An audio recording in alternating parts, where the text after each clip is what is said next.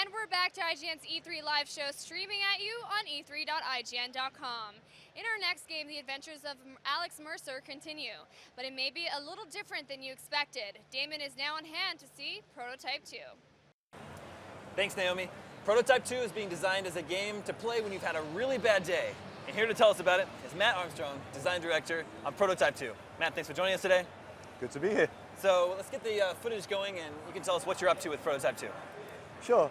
So the most obvious new thing in the game is that we have a brand new protagonist this time around in the form of Sergeant James Heller. And he's somebody who was effectively a victim of Alex Mercer in the first game. He's somebody who's watched his home city of New York be absolutely ravaged and decimated by the virus, and he's also lost his wife and child to it. So he's now got a bit of a burning determination to take Alex Mercer down. And what we're seeing here is some footage from our vertical slice, which will show off some brand new powers and abilities. The first thing that we're going to see here is something that we call the biobomb, which allows Heller, who's currently in disguise as a Blackwatch soldier, to turn somebody into a living, walking, viral time bomb. So what we're going to do here is sneak up behind the guy with the red marker on his head, and then we'll grab him, poke him in the back of the neck, and then see what happens next. I like this bit a lot. This is really good.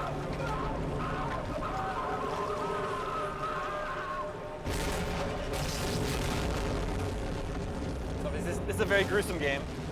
It's a pretty effective area denial tool. It's pretty cool. And what that allows us to do here is grab the scientist and consume him for his memories without a single shot being fired in our direction. So you approach that situation fairly stealthily. There are real rewards there.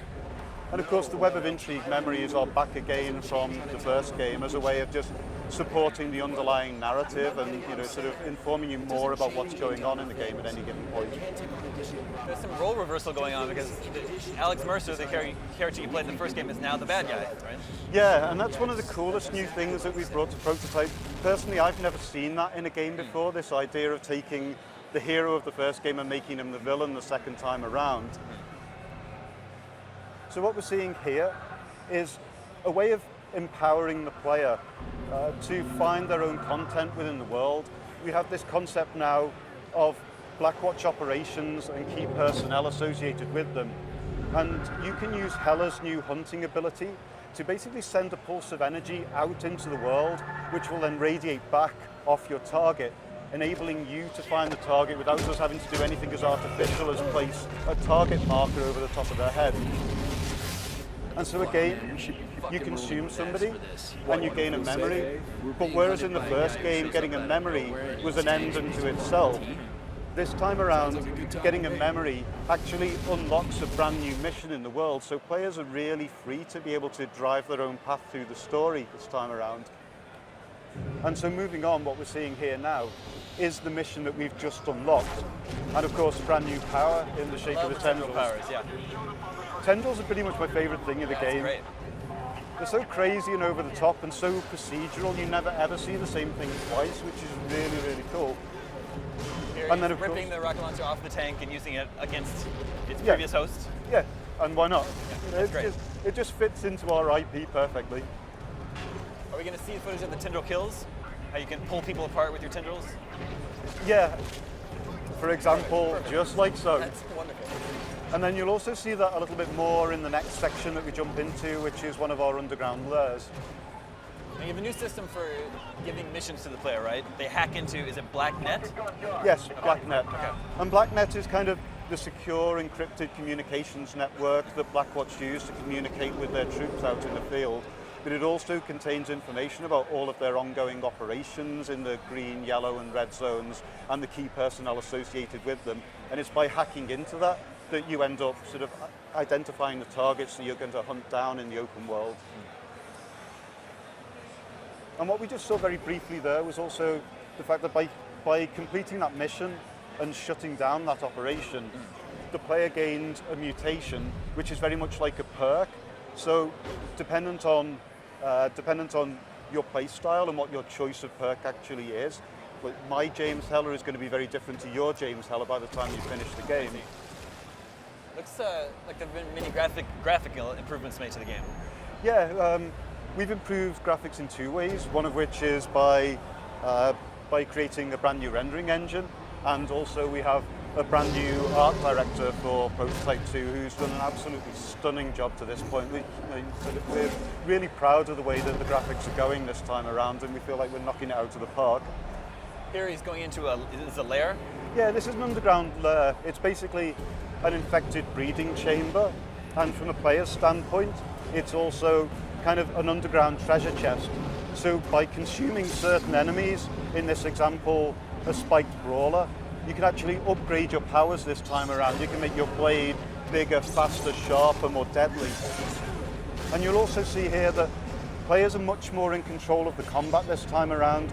You can always see which enemy is the most important one in the environment, the most deadly one, and you can see the attacks coming and react to them using things like the tactical dodge to leap over the top, and you have that moment of slow motion to really to be able to reassess the battlefield and decide what it is that you want to do next. You can hack limbs off enemies, cut them in half. Yeah, like dismemberment is another big key feature that fits perfectly into our world. But it's not just aesthetic. For example, if you take the leg off an enemy, it'll move much more slowly through the environment. And if you take the arm off it, then it will limit its attacks to something more manageable. There's certain enemies where you cut their legs off and their torso will still crawl to you as like a walking landmine, right? Yeah, absolutely. Our enemies are fairly resilient and determined, and they're going to keep coming back at you until they're done. And what you're now seeing is our juggernauts, which are two of our brand new enemies. And these guys, you really don't want to get too close to. So the best way to deal with them is to stand back and really use the tendrils to deal with them, keep them at arm's length. Or just rip their arms off is even simpler. Yeah, that works too. Now, a lot of our readers have been asking us, is there going to be any multiplayer in Prototype 2? That's something that we talked about a lot at the beginning of the project, but ultimately we decided that it was basically to compromise us from a production schedule point of view. We wanted the opportunity to really execute the hell out of the single player experience and make it as polished as we could possibly make it. And multiplayer was basically going to prevent us from doing so. So while multiplayer is interesting to us in the long term, it's not something that we're including with Prototype 2. What do you think the balance between running story missions and just messing around in the open sandbox world will be? I think it very much depends on the individual player. It's not something that's really prescribed.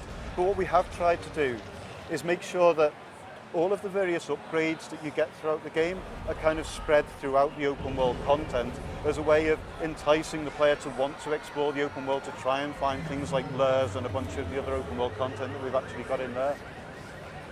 This is a new, larger enemy you have in the game, yeah?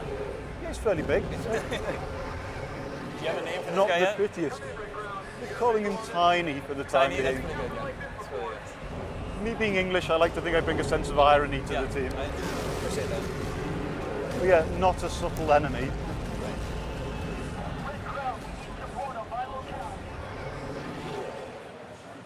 So yeah, that's kind of a sneak peek of where we're at with Prototype 2 at the moment. So that's planned for next year?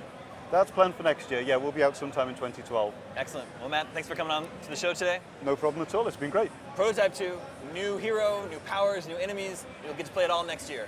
Back to you, Naomi. All right, thanks a bunch, guys. And for our viewers out there, how did that game look to you? Let us know by following at IGN on Twitter and using the hashtag E3.